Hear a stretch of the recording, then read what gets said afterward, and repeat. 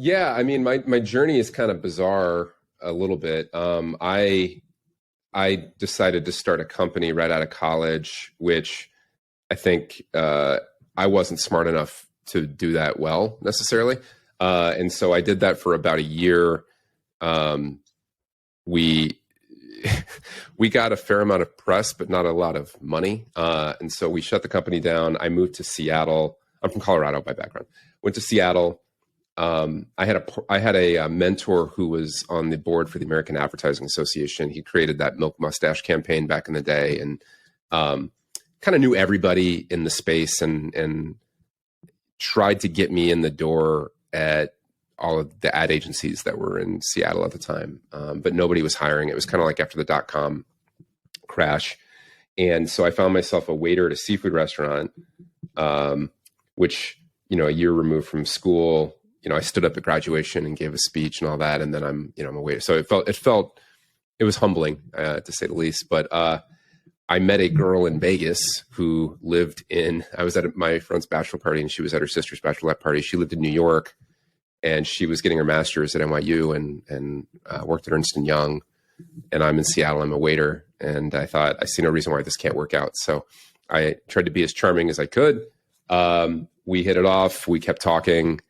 I flew out to New York about 3 months later with one job interview. I got the job, moved to New York, was an account manager at what we would now call a startup. We didn't have that language necessarily back then, in the higher ed space. And, I had aspirations to become more of a designer and a product person. And so I asked the design director at the time if I could learn design basically for free at night by working on my client projects. And I would send it to him, and he would give me feedback, and he doesn't have to show them to the client, and you don't have to pay me. It's just, I want to get reps with like real projects with real constraints. And so I did that for a while. And they sucked and they sucked and they sucked, but he gave me feedback, and I got a little bit better and a little bit better and a little bit better. And then it ended up being about half my job. And then he left the company, and they asked me to take his place. And so I ended up and I said, I'll do it, but I want to be called creative director, not design director. I don't know why. I thought it'd be a cool title at parties. It turns out no one cared at all. But yeah, and around the time that I stepped in, we saw Friendster, which was kind of the first social network. And we had this idea for a social network at universities. And our lens, we were a B2B company. And so everything that we thought about was, let's go sell to the universities. And so, sometimes people would ask, like, why didn't you see the bigger opportunity there? But we saw an opportunity where students were accepted to university, had not yet decided to attend. And the thesis was, if we could get you to know all of the other incoming freshmen, you'd be more likely to go there than the alternatives. And we turned out to be right. We basically got to build a social network. And we ended up in around 300 universities. We got acquired by a private equity fund that was doing a roll-up that tried to apply it in the for-profit space, like the University of Phoenixes and the DeVrys of the world, to kind of give them community.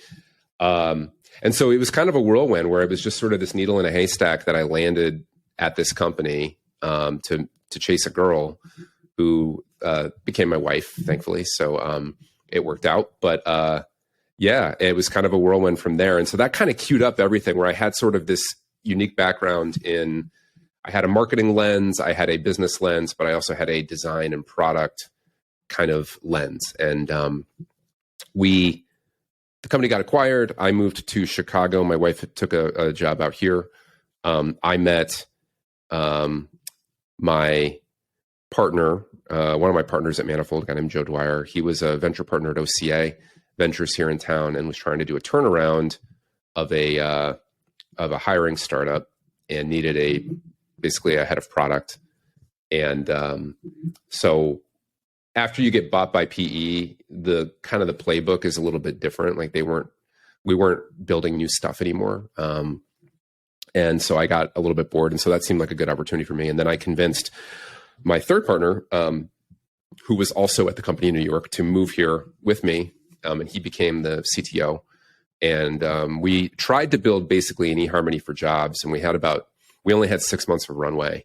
So we made a ton of progress, but basically ran out of money before we could complete the raise. And so, but we really liked working with each other, Joe, Matt, and I. And so we had a product team and no product, and we just put some feelers out in the Chicago tech community.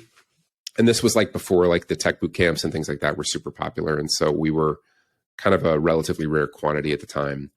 And we weren't expecting that to become our career necessarily. It was like, while we're thinking of the next thing, you know. And that was a company called Digital Intent. Turned out it was, we actually really liked it. We grew that company. We moved upstream to like enterprise, like innovation teams and things like that. That advisory practice grew to 8 figures ish, and had, I think, 70 people. And Joe had this idea to stand up a venture fund that provided cash, but also provided access to a team, and to do so kind of in a no fee structure, which we could do because we had this entity that was spinning off profit pretty consistently. And so that was founder equity. We did, I think, 14 investments in that fund. And then most recently, probably about 3 years ago, we decided to kind of organize out everything under one umbrella brand and to give our investors access to kind of all of it. And so that became Manifold, which has an advisory practice. It has a venture investing piece to it, and then an incubation practice as well. And so that brings us kind of to today. So, I mean, it just sort of was, you know, a series of random steps. I wish I could say it was more deliberate in hindsight, but you know, I fell in love with tech, and I fell in love with kind of startup land in New York. And then between Joe, Matt, and I think we had a relatively unique skill set that we could bring to help other companies. And the idea was like, we want to help you stand up companies that maximize your odds of getting to like a Series A. And that was kind of the team that we built and the apparatus that we built, kind of a factory for startups. So.